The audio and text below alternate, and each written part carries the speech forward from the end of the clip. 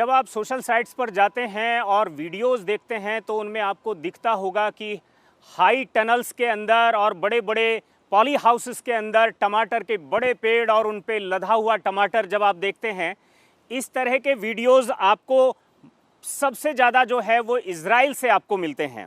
और ये जो हाई टेक्नोलॉजीज़ हैं, इनके चलते हमें ये बताया गया कि भारत के एक आम किसान की तुलना में इज़राइल का किसान 10 गुना तक उत्पादन लेता है। उत्पादन भी कैसी ज़मीन में लेता है, जहां रेत है, रेती है और रेती में खेती हो रही है और ये अच्छे से हो रही है। और उसने एक मॉडल इस्टेब्लिश किया है भारत के साथ। उसने सहयोग करके, कोलैबोरेशन करके ऐसे 30 सेंटर स्थापित किए जिनको सेंटर ऑफ एक्सीलेंस कहा जाता है। इनमें से एक सेंटर है करनाल में और ये वेजिटेबल को डेडिकेटेड है।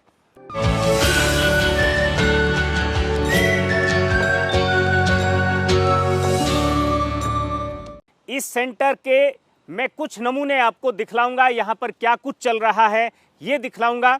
यहाँ पर जो नॉन ऑर्गेनिक तरीके से जो खेती हो रही है वो भी दिखाया जाएगा और वो भी दिखाया जाएगा जो ऑर्गेनिक तरीके से खेती हो रही है। और इस खेती में ऐसा कुछ खास क्या किया जाता है, क्या किस तरह से उसको मैनेज किया जाता है, वो सब समझने की बात है। आप मेरे पीछे दिखेंगे तो यहाँ पर मल्चिंग है। मुझे दिखने में यहाँ पर कुछ रबड़ के पाइप लगे हैं। मैंने सुना है कि जब ठंड पड़ेगी रात को तो इन्हें ढक दिया जाएगा। इसका एक कंप्लीट मॉडल आपको आगे दिखाऊंगा मैं, लेकिन फिलहाल मेरे साथ में डॉक्टर अजय जुड़ रहे हैं। ओपन में, खुले में खेती करने के लिए किसान किस तरह से किन विधियों को, तकनीकों को अपनाएं। और सबसे पहली ज़रूरत तो ये है कि ये मल्चिंग, ये ड्रिप इरिगेशन या फिर ये इन्हें ढकने के लिए ये जो लो टनल टब जैसा है, इन सबसे पहले इस खेत की तैयारी आप कैसे करते हैं? सबसे ज़्यादा ज़रूरी है कि आप अपने खेत की जब जुताई करें वो सबसे मतलब आपकी महत्वपूर्ण हो जाती है। क्या क्या डालते हैं तो उसके लिए बेसिकली हम क्या करते हैं, जो पर हमारी एकड़ का एक देसी क्वांटिटी आप बता दें। जो हमारी देसी खाद्य होती है हम उनका ज़्यादा से ज़्यादा इस्तेमाल करते हैं। जैसे आप सड़े हुए गोबर की बात करें तो 1 एकड़ में कम से कम 60 क्विंटल पर एकड़ के हिसाब से हम उसे डालते हैं। उसके साथ साथ जो हम वर्मी कंपोस्ट है हमारा, या जिसे हम केचुआ खाद भी बोलते हैं, उसकी मात्रा भी हम तकरीबन 30 क्विंटल पर एकड़ रखते हैं। उसके साथ हम हमारा जो नीम केक आता है, नीम केक का भी हम इस्तेमाल करते हैं अपने खेत में जुताई के समय पे। वो हमारा तकरीबन 4 क्विंटल पर एकड़ के हिसाब से जाता है। उसके साथ साथ वो जो अपनी यूरिया, डीएपी वगैरह है, उन खादों का भी हम इस्तेमाल करते हैं। उनका भी एक एक कट्टा हम अपने खेत में डालते हैं और बड़ी अच्छी तरह से गहरी जुताई करते हैं ताकि हमारे, और उसके बाद हम जो है ट्रैक्टर्स वगैरह की मदद से, हमारे पास जो इम्प्लीमेंट्स हैं उनकी मदद से, जो आप ये ऊंचे ऊंचे बेड देख रहे हैं, इनका निर्माण करते हैं। क्योंकि आपका बेड की ऊंचाई जितनी अच्छी रहेगी उतना आपकी फसल के लिए अच्छा है, क्योंकि कल को ज़्यादा बारिश होने का भी खतरा रहता है। तो उस समय पे आपका बेड जितना ऊंचा रहेगा तो वो आपके मतलब पानी जो आपके खेत में भर जाता है, उस समस्या से आपका खेत जो बचा रहेगा। उस वजह से क्या है, जो बीमारियां आपके खेत में आती हैं वो कम आती हैं। बेड की ऊंचाई कितनी होनी चाहिए? बेड की ऊंचाई कम से कम 30 से लेकर के 40 सेंटीमीटर तक ऊंचा अगर आपका बेड रहेगा तो काफ़ी अच्छा रहता है। और उसके बाद आप देख रहे होंगे तो हमने बेड बनाने के बाद इसके ऊपर टपका सिंचाई के लिए हमने ड्रिप लाइन्स बिछा रखी है। मतलब कि जो खुला पानी जो हम देते हैं वो बिल्कुल भी हम मतलब कि अपने किसान को प्रेफर नहीं करते हैं, उनको रेकमेंड नहीं करते हैं कि अपने खेत में खुला पानी दें, क्योंकि खुले पानी की बहुत सारी समस्याएं आती हैं आपके आगे आगे जैसे जैसे आपकी फसल बढ़ती है। तो इसलिए उसके लिए हम टपका सिंचाई का यहाँ पे भरपूर मतलब किसानों को उसके बारे में जागरूक कराया जाता है। उसके साथ साथ हम जो आप ये मल्चिंग पेपर देख रहे हैं उसका भी इस्तेमाल करते हैं। इससे क्या है, जो आपके ये जो मल्चिंग पेपर है, 1 एकड़ में ये कितना लग जाता है, एक बंडल?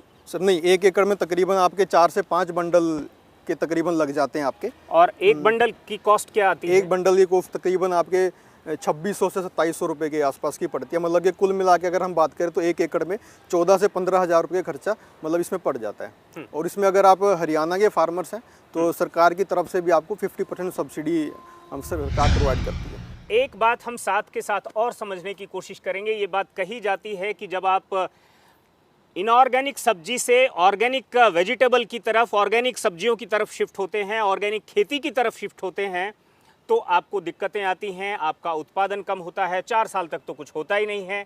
लेकिन यहाँ की तस्वीर कुछ और है। और यहाँ पर साइंटिस्ट ये कहते हैं, यहाँ पर कह नहीं देते हैं, वो दिखाते हैं कि यहाँ पर ऑर्गेनिक आप करिए, नॉन ऑर्गेनिक आप करिए, उत्पादन में किसी तरह की कोई दिक्कत या कोई कमी नहीं आती है। ये जो फार्म है ये ऑर्गेनिक कल्चर का, ऑर्गेनिक एग्रीकल्चर का ये फार्म है। और यहाँ पर आप मेरे पीछे देख रहे हैं, यहाँ पर जो पैदावार है ये गोभी है, फूल गोभी है, किसी तरह की कमी नहीं है। करेला आप सामने देख रहे हैं, वहाँ किसी तरह की कमी नहीं है। आप पूरे फार्म पर देखिए, यहाँ ऑर्गेनिक तरीके से गेंदा बोया है, उसके बाद में फिर स्ट्रॉबेरी है और भी कई तरह की खेतियाँ यहाँ पर की गई हैं। डॉक्टर प्रमोद हमारे साथ हैं। पैकेज ऑफ प्रैक्टिस क्या है, हमने देखा कि किस तरह से मल्चिंग करना है, किस तरह से ड्रिप देना है, किस तरह से बेड बनाना है, ये सारी बातें ठीक है। लो टनल एक ठीक बात है, लेकिन साथ में जो सबसे ज़रूरी है वो ये बात है कि आप यहाँ ऑर्गेनिक खेती कर रहे हैं, वहाँ एक तरह से नॉन ऑर्गेनिक खेती का भी एक मॉडल हमने देखा है उधर। दोनों में उत्पादन में आपको कोई अंतर लगा? उत्पादन में कोई डिफरेंस नहीं है। उत्पादन क्या होता है, जब स्टार्टिंग जो 2-3 साल होते हैं जिसको कन्वर्जन पीरियड बोलते हैं, हाँ। उसमें थोड़ा कम होता है उत्पादन। जब आपका फील्ड स्टेबल हो गया फिर उत्पादन कम नहीं होता है। जमीन की ताकत जब मेंटेन हो हाँ, जाती वो स्टेबल मतलब जब आपकी जब मिट्टी जो है जब मजबूत हो जाएगी, उसमें सारे न्यूट्रिएंट्स अवेलेबल हो जाएंगे, जैसे कि ऑर्गेनिक कार्बन होता है और माइक्रोब्स होते हैं, उसके बाद आपका फील्ड स्टेबल हो जाएगा। इसीलिए जो एजेंसीज होती हैं जो सर्टिफिकेशन करती हैं, वो ये बोलते हैं कि आपको 2 या 3 साल आपको कन्वर्जन में देना पड़ेगा, उसके बाद आपका फील्ड स्टेबल हो जाएगा, फिर आपका प्रोडक्शन अच्छा होता है। मतलब ये बिल्कुल भी मानने की ज़रूरत नहीं है कि अगर आप जैविक खेती करते हैं तो उसमें उत्पादन कम हो जाएगा, उत्पादन कम नहीं होता है। और अगर आप कुछ मेजर अगर उसमें वो अगर कुछ चीज़ों को ऐड करते हैं, कुछ अच्छे से उसकी देखभाल करते हैं अपने खेत की, तो वो हो सकता है कि पहले साल से भी आप अच्छा उत्पादन ले सकते हैं। बिल्कुल डिपेंड करता है वो आपके मिट्टी में ताकत कितना, आप क्या क्या डाल रहे हैं उसमें। जितने न्यूट्रिएंट होगा उतना ही आपके क्रॉप का परफॉर्मेंस अच्छा होता है। एक जैविक खेती की तरफ जाने वाला जो किसान है, उसके लिए आप खेत की तैयारी को लेकर या जब आप फसल बो देते हैं उसके बाद भी, ठीक है, जैसे ड्रिप में वहाँ पर यूरिया दिया जाता होगा, आप ड्रिप में क्या देते हैं? हमारे पास ड्रिप में देने के लिए जिसको लिक्विड फर्टिलाइजर बोलते हैं, उसमें हमारे पास वेस्ट डिकम्पोजर, वर्मी वॉश और भी बहुत सारे माइक्रो न्यूट्रिएंट्स होते हैं जिनको हम अप्लाई करते हैं ड्रिप के थ्रू। वो वेस्ट डिकम्पोजर क्या होता है, जो भी हमारा सॉइल का पीएच होता है उसको मेंटेन करने का काम करता है। इसी तरह से जो डिफरेंट लिक्विड फर्टिलाइजर्स जैसे वर्मी वॉश है, माइक्रो न्यूट्रिएंट है, माइक्रो न्यूट्रिएंट अपना रोल करता है। और वर्मी वॉश जो है उसमें बहुत सारे माइक्रो न्यूट्रिएंट्स भी हैं और बहुत सारे माइक्रोब्स भी हैं, वो प्लांट के ग्रोथ के लिए काफ़ी बेनिफिशियल होता है। ये जो सेंटर ऑफ एक्सीलेंस है, यहाँ पर कई ऐसी यूनिक चीज़ें हैं, देखने के लिए आप इसे पूरा दिन देख सकते हैं। लेकिन अगर आप समझने की कोशिश करें, यहाँ पर मैं आपको कुछ यूनिक चीज़ें दिखाने की कोशिश करूँगा। इरिगेशन स्पेसिफिक कि 2000 लीटर की टंकी आप अपने खेत पर रखकर आप कितने खेत की सिंचाई कर सकते हैं और आसानी से कर सकते हैं, ये भी दिखाऊंगा। अगर आपके यहाँ की ज़मीन जो है उसका पानी ठीक नहीं है, अगर आपके यहाँ की ज़मीन जो है उसमें पानी बहुत नीचे है या फिर उसमें दलदल है या फ्लड है, ऐसे में भी आप खेती कैसे कर सकते हैं बिना किसी मिट्टी के, वो भी यहाँ पर देखने के लिए मिलेगी आपको। और यहाँ सीडलिंग से यानी छोटी छोटी पौध तैयार करके आप कैसे कमाई कर सकते हैं, ये भी मैं आपको बताऊंगा। धरती में खेती पूरे देश में होती है, लेकिन यहाँ सिर्फ धरती को बेस बनाया गया है, आधार बनाया गया है। धरती में खेती नहीं है, मिट्टी में खेती नहीं है। यहाँ पर आप देखेंगे ये कोकोपीट है और इसी में ड्रिप डाली गई है। और यहाँ का जो स्ट्रक्चर है और जो आप नीचे देखेंगे, यहाँ भी मिट्टी से कोई कनेक्शन नहीं है। किस तरह से और क्यों ये सब किया गया है, ये हमें डॉक्टर लवलेश बताएंगे और हम उनसे समझने की कोशिश करेंगे कि ये जो मॉडल है ये कैसे क्लाइमेट में लागू किया जाना चाहिए।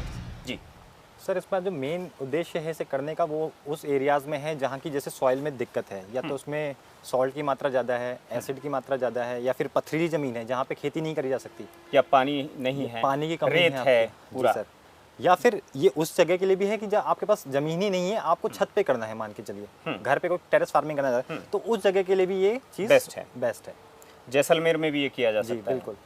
आपकी जो टंकी है 2000 लीटर की, हाँ जी सर, वो 1 एकड़ के लिए काफ़ी होती है? नहीं सर, अभी हम फैमिली ड्रिप वाला सिस्टम केवल हमने लास्ट एरिया के लिए यूज़ कर रहे हैं, उसको हम वैसे स्पेसिफिक एरिया के लिए इस्तेमाल नहीं कर रहे। वो हमने डेमो के लिए लगा रखा है कि किसान के पास अगर कुछ भी नहीं है, वो कोई माइक्रो इरिगेशन का सिस्टम इंस्टॉल नहीं कर सकता, तो चाहे तो वो जो आप एक हाइट के ऊपर टैंक लगा के फैमिली ड्रिप लगा सकते हैं। मतलब आप ये जो स्ट्रक्चर है और आप देख रहे हैं 1 2 3 4 5 ऐसी 5 लाइन यहाँ पर हैं। टमाटर के कितने पौधे इसमें लगे होंगे? देखिए जी, इसमें 220 से लेके 230 पौधे पर लाइन और में लगे हुए हैं। पर पौधा आप कितना प्रोडक्शन मानते हैं?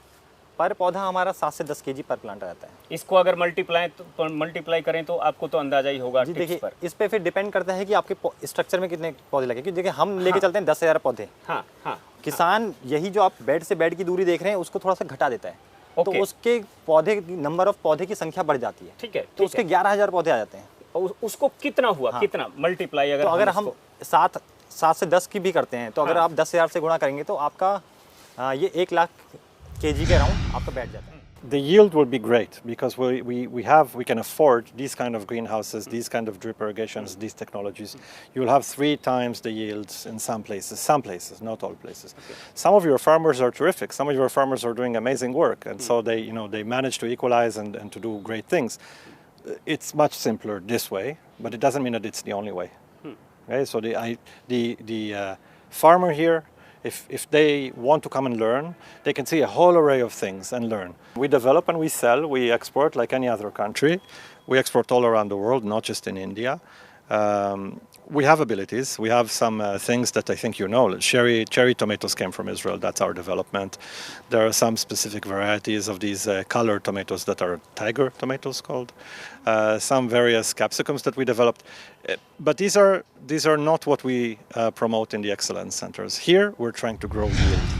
केवल टमाटर नहीं, आप बैंगन ले सकते हैं, कैप्सिकम ले सकते हैं, आप जो लेना चाहते हैं वो सब ले सकते हैं, राइट जी। इजराइल का मतलब यह है बिना पानी के या कम से कम पानी में कैसे खेती की जाए। अगर आपके पास कुछ नहीं है और एक पानी की टंकी मात्र है, तब भी आप खेती कैसे कर सकते हैं, आइए मेरे साथ दिखाता हूँ। आप यहाँ पर सेंटर ऑफ एक्सीलेंस जो घरोंडा में है, करनाल में, आप इसमें देख सकते हैं मेरे पीछे जो ये पानी चल रहा है, ये फ्लड इरिगेशन के लिए नहीं है। यहाँ पर एक पीछे तालाब है, उसमें पानी जाता है और वहाँ से ये पानी फिर पूरे ड्रिप इरिगेशन के थ्रू पूरे फार्म पर चला जाता है। लेकिन यहाँ कई मॉडल बनाए गए हैं। मैंने कहा कि अगर आपकी छत 500 स्क्वायर मीटर की है और आप उसके ऊपर एक इस तरह का स्ट्रक्चर बनाते हैं, ऐसे में आप अपने यहाँ से उत्पादन जो है करीब करीब 100 क्विंटल तक ले सकते हैं। 100 से लेकर 120 क्विंटल तक भी ले सकते हैं।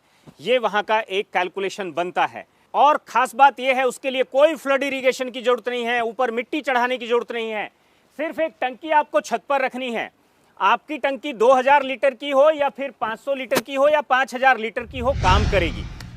हमारे दर्शकों को बताइए कि ये जो फैमिली इरिगेशन है ये कैसे काम करता है। जी देखिए, इसमें जो मेन सिस्टम है, हमारा एक मोटर लगी हुई है जो बिजली की मोटर है। हाँ। इसे हम ऑन कर देते हैं, इससे हम सारा का सारा पानी टंकी में फिल कर देते हैं। जो हमारा पॉन्ड आपने देखा, वहां से हम पानी फिल करते हैं इसमें। ठीक है। फिर जब हमारी मर्जी, जब हमारी जरूरत के हिसाब से, जब बिजली हो ना हो, हमें उससे फर्क नहीं पड़ता, क्योंकि जो पानी है टंकी का वो सारा का सारा गुरुत्वाकर्षण से, ग्रेविटी के द्वारा नीचे आएगा और उससे हम सारा का सारा हमारा जो एरिया है उसको हम फर्टिगेट या फिर इरिगेट करते हैं। बिल्कुल जी। मतलब ये कुछ ऐसा ही है जैसे आपकी छत पर टंकी होती है और उस टंकी से आपके घरों में अलग अलग बाथरूम में, अलग अलग वॉशरूम में जिस तरह से पानी सप्लाई होता है, वैसे ही वो जो वहाँ पर लाइनें थी, जो कोकोपीट के बेड बने हुए थे, उन पर वो पानी उसी तरह से ड्रिप के साथ में सप्लाई हो जाता है और उस बेड का वेट भी ना के बराबर होता है। तो आइए हम चलते हैं इसके बाद एक और यूनिक चीज़ देखने के लिए, जिसको सीडलिंग कहते हैं। मतलब जो सब्जियों की पौध है वो यहाँ तैयार करके और किस तरह से कितने किसानों को दी जाती है और उसकी वायबिलिटी क्या है, उससे आमदनी कितनी होती है। जरा एरिया आप देखिए, 1792 स्क्वायर मीटर, 4000 स्क्वायर मीटर होता है 1 एकड़ में। ये आधा एकड़ से भी कम है और मैंने ऑफ द रिकॉर्ड जब जानने की कोशिश की, इस आधा एकड़ से भी कम एरिया के अंदर से 2 करोड़ रुपए की आमदनी जनरेट की जाती है। हम यहाँ पर दिखेंगे और समझने की कोशिश करेंगे कि इस आधा एकड़ से किस तरह से ये सब चीज़ें जनरेट होती हैं। मैं सबसे पहले डॉक्टर हर्षिता का परिचय आपसे करा दूं। डॉक्टर हर्षिता हैं, सेंटर ऑफ एक्सीलेंस में हैं और यहाँ पर सीडलिंग की इंचार्ज हैं। डॉक्टर साहब, यहीं से आप हमें बताइए, इस अपने पूरे के पूरे जो आपने ये ग्रीन इकोनॉमी जो आपने जनरेट की है, इसके बारे में। आप जैसे कि देख रहे हैं हमारी नर्सरी का जो हमारा बफर जोन बोलते हैं हम इसे, हम यहाँ खड़े हैं। यहाँ हम आप ये नीचे देख रहे होंगे एक मैट है, इसके ऊपर हम पोटेशियम परमैंगनेट का सॉल्यूशन डाल के रखते हैं और साथ में आसपास आप ये स्टिकी ट्रैप्स देख रहे होंगे कि अब जब हम एंट्री करते हैं तो उस टाइम पे बाहर से अगर कोई आ रहा है तो उसके जूतों के साथ कुछ लग के आता है या जैसे भी, या कोई इंसेक्ट का एकदम से एंट्री होती है अगर गेट खुलता है तो वो उस टाइम पे इन पे या तो ट्रैप्स पे चिपक जाएगा और जो मिट्टी या कुछ इस तरह का हमारे पैरों पे लग के आया है वो हम यहाँ से डिप करके आगे हमारी एंट्री करते हैं। चलें?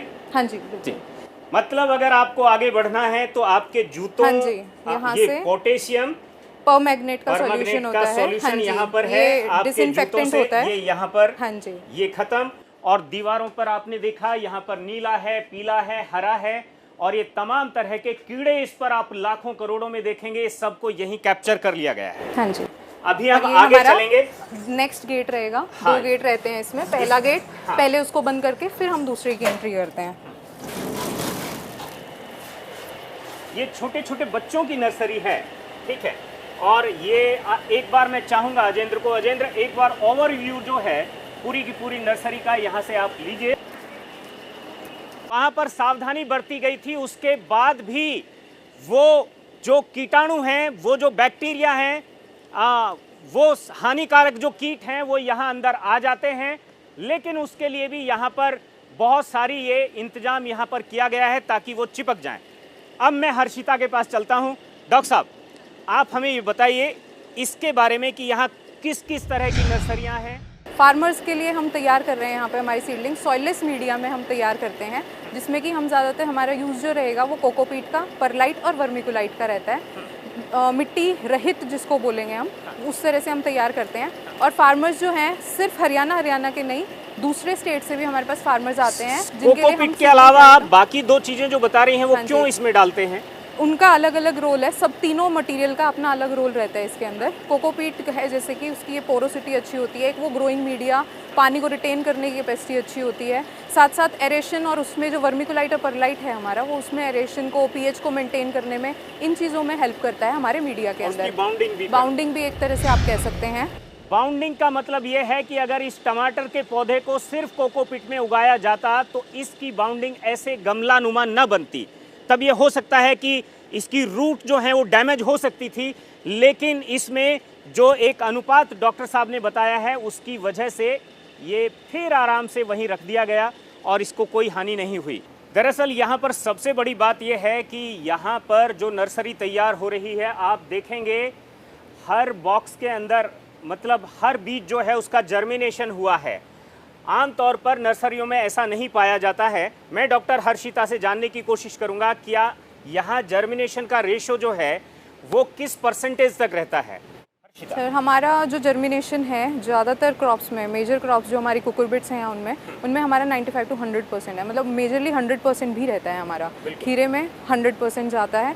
कोल क्रॉप्स जो होती हैं हमारी, जैसे गोभी की है, ब्रोकली की है, इनमें कुछ हद तक कम है, क्योंकि कंपनीज भी जो क्लेम करते हैं वो अराउंड 65 to ये रहता है उनका भी। तो हमारे पास भी अराउंड 80-85 तक हमारा जाता है। तो लेकिन जो कुकुरबिट्स हैं हमारे, खासतौर से जो हमारा खीरा है, उसमें 100% जर्मिनेशन भी है सर हमारा। हाँ जी। यहाँ पर जो 20 एकड़ का ये फार्म है, हाँ जी, और उसमें आधा एकड़ ये लैंड है या उससे भी कम है। हाँ जी। इसका आपने ऑफ द रिकॉर्ड बताया भी था कि इसका टर्नओवर जो है, इसका एक तरह से जो इसमें से आपने 70 लाख या जो भी इसमें से सीडलिंग आपने सेल किया, हाँ जी, करीब 2 करोड़ के आसपास इसका इनकम रहा। हाँ जी। और पूरे फार्म का जो कैलकुलेट हुआ वो टोटल 4 करोड़ है सर। टोटल 4 करोड़। मतलब इसका ये है कि टोटल जो फार्म है उसकी इनकम 4 करोड़ रुपए थी, और सिर्फ आधा एकड़ से भी कम का जो ये फार्म है, ये जो आप स्ट्रक्चर देख रहे हैं, इसके अंदर जो ये पौध तैयार करने का काम चल रहा है, इसकी जो आमदनी थी वो 2 करोड़ थी। We have our own technologies. We export as any country does. But the seeds that you see here growing here are seeds that are available in your own market. Is the farmers bring them here and we grow them. We make them into seedlings. We try to give them the best possible seedlings so that they'll have a good functioning किस किस पौधे की nursery आप तैयार करते हैं? हम यहाँ पे हर तरह की जिन की हम ट्रांसप्लांटिंग करते हैं सब्जियों की, उनकी सबकी नर्सरीज हमारे पास तैयार हो रही हैं। आप बेल वाली सब्जियां ले लीजिए सबसे पहले। अभी क्या क्या है? अभी इस टाइम पे हमारे पास ज़्यादातर या तो बेल वाली सब्जियां हैं, क्योंकि अब जो हमारे फार्मर्स तरबूज है, हैं, हाँ जी, खरबूज अब है। अर्ली क्रॉप लेने के लिए लो टनल में, अब जैसे दिसंबर में ट्रांसप्लांटिंग करेंगे तो बहुत सारे हमारे अब हरियाणा के फार्मर्स क्या हैं, पहले अर्ली क्रॉप लेने के लिए हमारे पास सीडलिंग्स तैयार करवाने लग गए हैं।